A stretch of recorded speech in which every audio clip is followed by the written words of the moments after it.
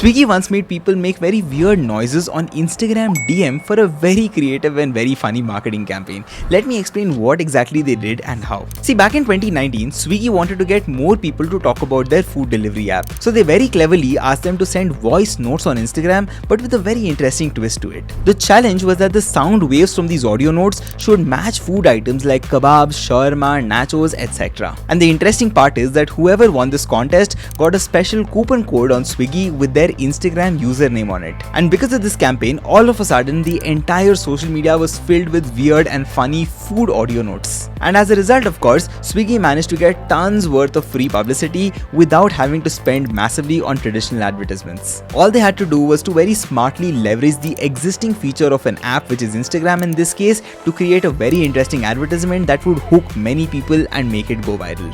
Quite smart, isn't it? I keep talking about such marketing stories on this page, so if you enjoy this, do follow along for more.